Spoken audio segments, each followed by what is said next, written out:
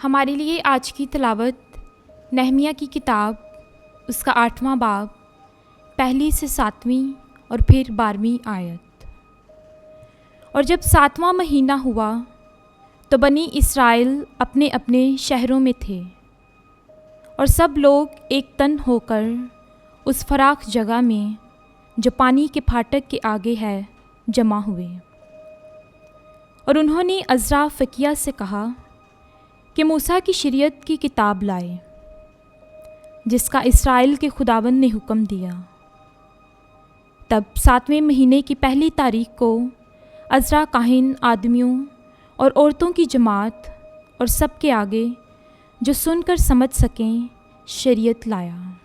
तब 7वें महीने की पहली तारीख को अज़रा काहिन आदमियों और औरतों की जमात और सब के आगे जो सुनकर समझ सकें शरीयत लाया।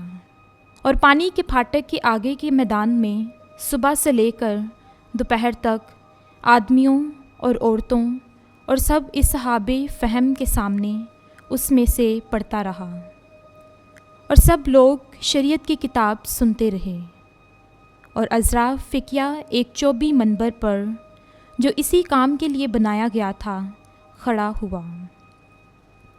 और उसके साथ उसकी दाईं तरफ मत्तिया और शामा और अनानिया और ओरिया और हिल्किया और मासिया, और उसकी बाईं तरफ फ़िदाया और मिशाएल और मल्किया और हाशुम और हशबदाना और ज़िक्रिया और मिशुलाम खड़े हुए। और अज़रा ने सब लोगों के सामने किताब खोली, क्योंकि वो सब लोगों से ऊंचा था। तो जब उसने उसे खोला, सब लोग खड़े हो गए। और अज़रा ने खुदावंद खुदाए अज़ीम को मुबारक कहा, तो तमाम लोगों ने अपने हाथ उठाकर जवाब दिया, आमीन आमीन। और औंधे मुँह ज़मीन तक झुककर उन्होंने खुदावंद को सजदा किया।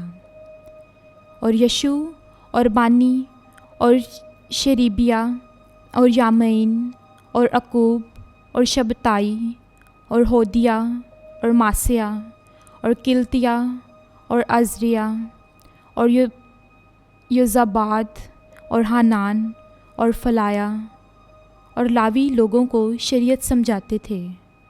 और लोग अपनी अपनी जगहों में खड़े थे। तब सब लोग चले गए कि खाएं और पिएं और हिस्से बेचें और बड़ी खुशी से शादमानी करें, क्योंकि उन्होंने वो बातें जो उन्हें सिखाई गई थीं समझी।